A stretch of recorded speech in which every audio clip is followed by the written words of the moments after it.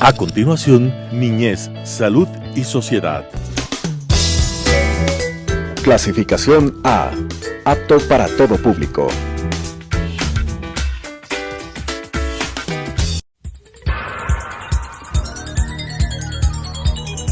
Las opiniones vertidas en este espacio por la producción y dirección del programa son de exclusiva responsabilidad de sus autores y de quienes intervienen en ellos. Telesucesos Canal 29 UHF presenta Niñez, Salud y Sociedad, un programa que trata sobre los cuidados iniciales, el crecimiento y el desarrollo de los niños. El buen vivir de la infancia es el futuro de la patria. Con la conducción del doctor Gabriel Ordóñez. Niñez, Salud y Sociedad. Nuevamente tengo como invitado al doctor Fernando Bozano Rivadeneira, con quien en ocasiones anteriores tratamos el tema de la hiperactividad en los niños, y los programas han sido, a decir verdad, muy bien recibidos y hemos tenido comentarios muy favorables, lo cual evidentemente se debe a la calidad del invitado y a sus conocimientos.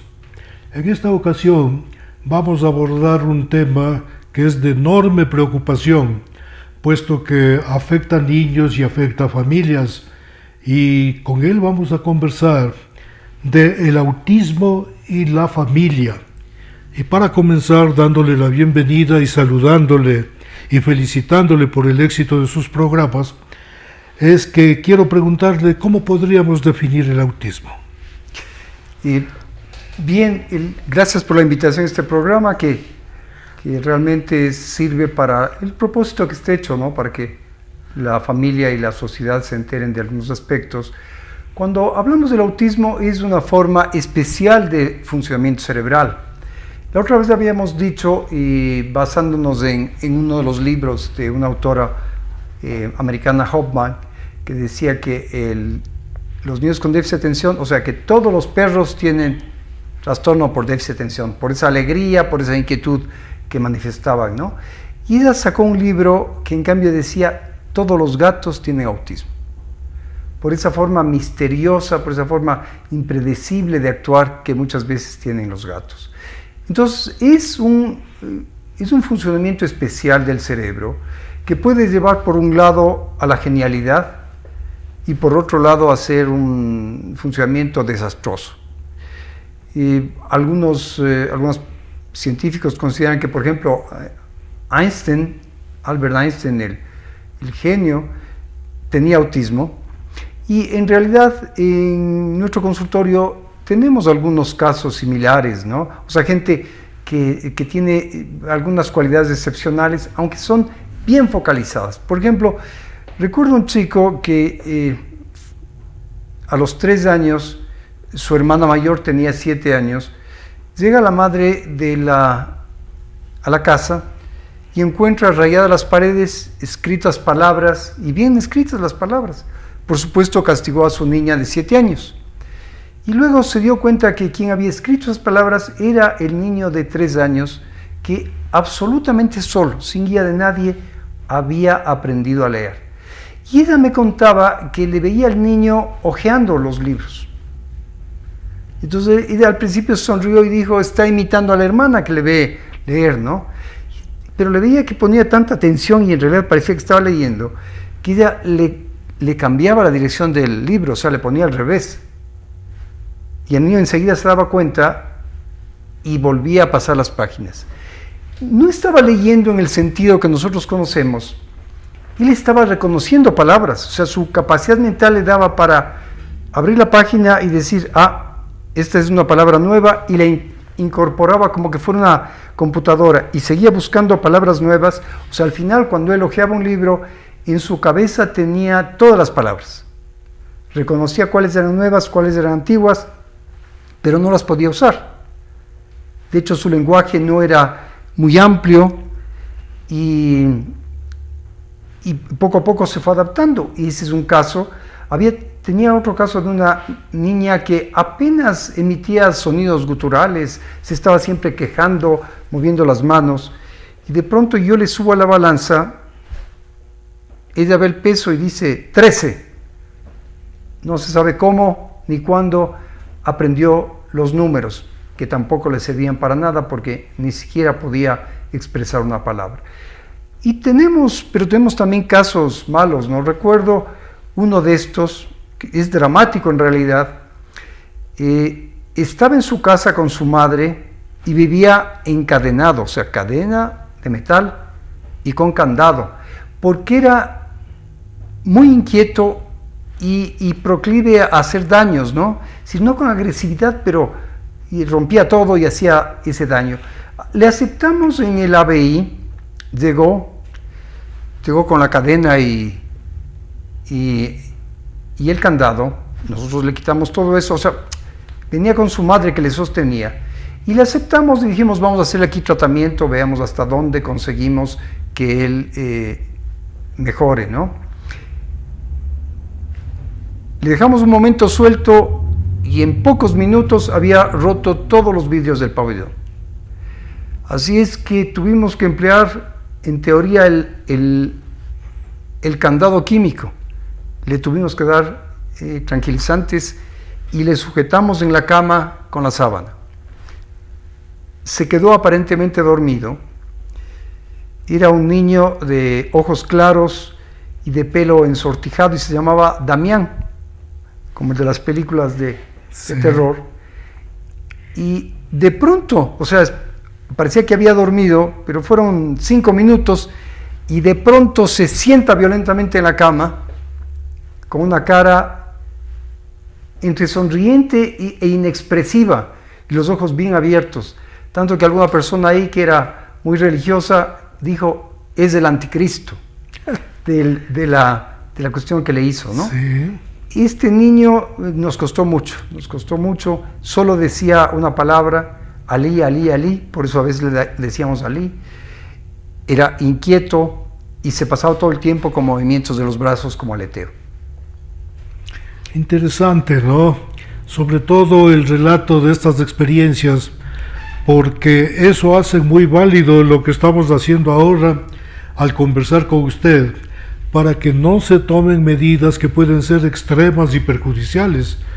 Ciertamente que encadenar a un niño y ponerle candado es una medida extrema, probablemente se justificaba, pero una vez que se detectó el problema, se debió haber recurrido tempranamente en búsqueda de ayuda, y con el tiempo ven que las cosas pudieron al menos controlarse, si no curarse de modo definitivo.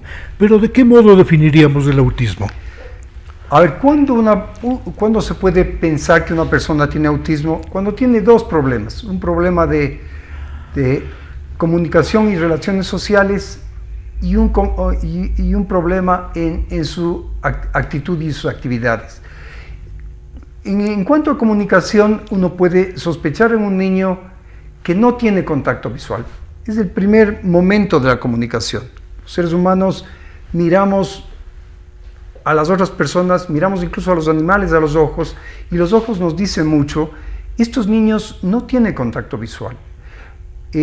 No les gusta que les acaricie mucho ni estar abrazados a otras personas. Algunos padres me decían, a mi hijo sí le gusta hacer eso, pero depende mucho, es decir, algunos padres les cogen y están balanceándose, entonces no es que le gusta que le abracen, lo que le gusta es que le estén balanceando. Entonces eso hay que decir que es algo distinto. El lenguaje muchos de ellos no desarrollan,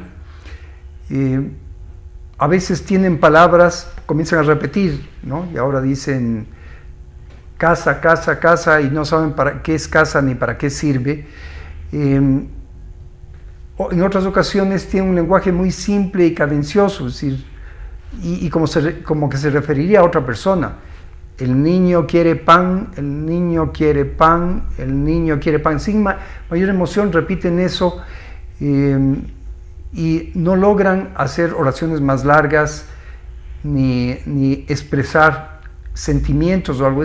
Son personas que aparentemente no manifiestan sentimientos y tampoco entienden los sentimientos de las otras personas. Es un problema de comunicación. Y el otro, el problema en sus actitudes. Son muy repetitivos. les gusta hacer una cosa y la hacen siempre. Tienen movimientos repetidos también, ¿no? Como aleteos o ciertos movimiento de la cabeza, y que las otras personas también lo pueden tener, pero no en extremo, ¿no? Si ustedes han visto deportistas preparándose para la competencia, también están haciendo movimientos, repitiendo cosas. Los tenistas suelen golpearse el pie con la raqueta. Entonces es como mantener en funcionamiento al cerebro, y eso también hacen estos niños. Tienen normas estrictas, entonces la hora de comer tiene que ser la hora de comer y no pueden esperar, ¿no? Entonces el niño quiere comer y el niño comer, y hay que servirles en ese momento. A veces se interesan más y por lo general en los objetos que en las personas. Un niño con autismo, si está jugando, tal vez regrese a ver a la persona que entró, pero sigue jugando. Y muchas veces no usan los juguetes adecuadamente. Por ejemplo, cogen un carro y están moviendo la rueda, y se pueden pasar moviendo la rueda horas, y nunca le usarán un carro para moverlo o para hacerle caminar. Esos son los trastornos que uno puede encontrar en niños con autismo. Sí, me gustan sus explicaciones porque nos pone ejemplos muy claros, y así podemos entender mejor a este problema tan serio que es el autismo. En los últimos años se ha hablado mucho de un aumento de los casos de autismo. ¿En verdad eso está ocurriendo? ¿Qué está pasando en el país? ¿Qué pasa en el extranjero? Bueno, acá no hay estudios grandes para determinar la prevalencia, es decir, la cantidad de personas con autismo, de niños con autismo que pueden existir en el país, ¿no? Pero en Estados Unidos, cuando hace algunas décadas se hablaba de un niño por cada 1,000 niños, ahora se está hablando de 1.5%, o sea, en 100 niños hay 1 o 2 que tienen autismo. Y entonces han llegado a asustarse las autoridades sanitarias de estos países. En Inglaterra es una cuestión similar, adultos 1.1% tienen autismo, y entonces ¿está realmente aumentando por algunos factores ambientales, o es simplemente que ahora los detectamos más? Yo pienso que es un problema de detección, es decir, ahora estamos persiguiendo el asunto para ayudarle, y antes simplemente decía, esa persona es un poco rara, y o la respetábamos o le molestábamos, pero ahí quedaba todo. Ahora a esa persona rara intentamos darle un diagnóstico para ponerle en un grupo y saber de qué forma puede incorporarse mejor a la sociedad y de qué forma le podemos ayudar. Y ese es el caso para mí del autismo, ¿no? Ahora reconocemos mucho más. En un país como el nuestro, que hay todavía bastantes niños, pues es un dato digno de tomarse en cuenta. Si vamos a tener 1 o 2 en 100, significa que deberíamos estar atentos a la patología y pedir ayuda en el momento más apropiado. Y si los casos van detectándose mejor, entonces la ayuda que podemos ofrecer a los niños también va mejorando con el tiempo, y el niño también. ¿Cuál es el papel de la familia? ¿Qué cree usted? ¿De qué modo puede contribuir papá, mamá, hermanos a cooperar con esta criatura para ayudarle a sobrellevar su problema? Bien, y un comentario simplemente a esto del 1 o 2%. Pasamos por el COVID, que se supone que tiene una mortalidad del 1 al 3%, al inicio decíamos ya, no es tanto, y ya podemos darnos cuenta de la cantidad de muertos que hubo en ese 1 o 2%. Por eso lo que usted decía es bien importante.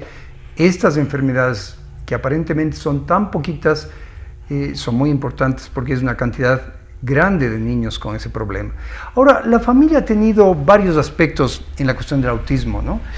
Nadie ama más a un niño que su madre y su padre, eso es claro. En el caso de Damián o Ali, que he contado yo, el niño con cadenas, cuando mejoró, la familia lo reclamó. Es decir, no es que le abandonaron el sitio y nunca más quisieron hacerse cargo, no. Los llevaron a su casa y enseñaban orgullosos cómo él se comportaba después, o sea, cómo era más calmado, cómo entendía algunos comandos. Nunca desarrolló lenguaje, pero estuvo un poco más pegado a su madre y la familia estuvo contenta de tenerle nuevamente. El problema de la familia ha sido en el origen mismo, porque muchos de los niños con autismo se desarrollan bien en los primeros meses, incluso hasta el 1 o el segundo año, hasta el tercero, y luego cambian. Los padres de familia me enseñan fotos y me dicen, mire, ahí en los ojos puede fijarse esa cara que demuestra alegría y mire cómo es él ahora. Y con todos los exámenes normales, la familia se sentía culpable, es decir, ¿en qué fallamos? O sea, no se encuentra nada malo, no tuvo meningitis, no tuvo otro problema, no se ha caído y de pronto está absolutamente cambiado. Ha habido una regresión, ya no habla, si decía algunas palabras, ahora ya no dice nada. Y entonces se han sentido muy mal e incluso hubo una corriente de terapia en donde hablaban que la familia era la que causaba y trataron de separar y separaron a los niños de la familia para salvarles. Imagínense la carga que tuvo esa familia y ventajosamente la propia familia fue la que logró recuperarse porque se hicieron grupos de padres, de madres con niños con autismo y reclamaron un poco atención en otros aspectos, reclamaron esa presión para institucionalizar a un niño, querían mantenerlo con ellas y los resultados han sido absolutamente diferentes, ¿no? La familia bien guiada por terapistas conductuales, por terapistas de lenguaje, logra que estos niños se incorporen en mejores condiciones a la sociedad. Permítame insistir en algo que usted ha mencionado, y es este hecho de que la familia siente cierta culpabilidad. ¿Cómo podríamos manejar este problema, aliviar para que la familia se sienta mejor y pueda colaborar de un modo más eficiente? Bueno, dando a conocer, es absolutamente claro que la familia no tiene nada que ver con la aparición del autismo. Podría ser simplemente en el caso cuando hay otros familiares, otras personas, otros integrantes de la familia que tienen autismo. Es una cuestión genética y por lo tanto esa familia está en riesgo de que alguno de los niños que nazcan pueden tener autismo. La sociedad va comprendiendo de a poco esta situación y bueno, también ha servido películas y programas que hablan sobre el autismo. En el año 88 una película que ganó mucho premio era Rain Man, que se trataba sobre una persona con autismo y abrió un poco los ojos a la sociedad sobre lo que significaba este trastorno. Y después ha habido otras, había una serie de televisión de Big Bang Theory que habla sobre personas con autismo y últimamente podemos ver esto de el Doctor Milagro, que es el programa turco sobre una serie que ya se dio en Corea en 1909 sobre una persona excepcional con autismo desenvolviéndose en un campo profesional. Muy importante la aseveración de que la familia no tiene la culpa, que papá y mamá no tienen la culpa, menos los hermanos, sobre este asunto del autismo. Y me parece que eso debe relevarse para que las familias que tienen a alguien con este problema en casa realmente pongan, como lo hicieron los padres de Damián, todo su esfuerzo por recuperar algo que es profundamente amado en el hogar. ¿Qué puede usted comentarnos acerca del papel de la sociedad? El Ecuador. En el Ecuador estamos en capacidad de enfrentar estos problemas, de ayudar a estos niños de un modo eficiente. Y es un poco difícil, ¿no? Porque todavía no entendemos la diversidad. Y Ecuador, que es un país que hablamos diverso, naturaleza diversa, seres humanos diversos, debería ser un poco más fácil, deberíamos estar más abiertos para entender las diferencias. Y no es todavía así. Hay un rechazo y un miedo a lo diferente. Entonces, si hay un niño que yo le veo hablar diferente por ahí, repitiendo las cosas y moviéndose, yo tengo temor y más bien me alejo, en vez de tratar de entender un poco y adaptarme a lo que es esa diferencia. De hecho, estamos tratando de usar términos distintos, ¿no? Ya cuando alguien es aparentemente normal, decimos que es un neurotípico. Cuando vemos que alguien es diferente, hablamos de neurodiverso. Y tenemos también una palabra para algo que sale de los patrones normales y que es conflictivo. Hablamos de un neurodivergente. Eso sería algo patológico. Y lo bueno es que ya hay inclusión en las escuelas. Entonces los profesores han entendido eso y cada vez hay más chicos distintos, o sea, chicos que por ejemplo no saben leer, ni pueden leer ni escribir, pero que están en 6º grado, compartiendo la vida con sus compañeros que son neurotípicos y que por lo tanto ya están leyendo, ya están haciendo cálculos matemáticos un poco más altos, y comparten la vida con alguien que habla poco y que no es capaz de leer, ni de sumar, ni restar. Ajá. ¿Usted cree que en el país podríamos organizar un grupo de padres de familias que, siendo un grupo, podrían interesarse por conseguir mejores condiciones para estas criaturas? ¿O conoce usted si hay algún grupo ya que esté haciendo este trabajo para recomendarlo a nuestra audiencia si es que alguien tiene el problema? Bueno, hay varios intentos. Yo no estoy incorporado en ninguno de esos grupos, pero desde hace algunos años, por ejemplo, había la Fundación Helen Keller, había la Fundación de Gorritos Azules, que era un poco el nombre que les ponían a unos chicos que asistían a estos centros, ¿no? Y están surgiendo cada vez más gente interesada. Yo he tenido contacto con psicólogos que han hecho especialidad en el tratamiento del autismo y que incorporan varios conceptos y varios tipos de tratamiento, y ahí en estos centros es donde de entrenamiento es donde los padres se unen a otros y forman grupos de ayuda. Sí, como hemos podido escuchar ahora al doctor Fernando Bozano Rivadeneira, el autismo es un problema serio y es para toda la vida, ¿verdad? Es para toda la vida. Sí. Algunos logran superar un poco algunos temas y logran incorporarse en la sociedad, otros no.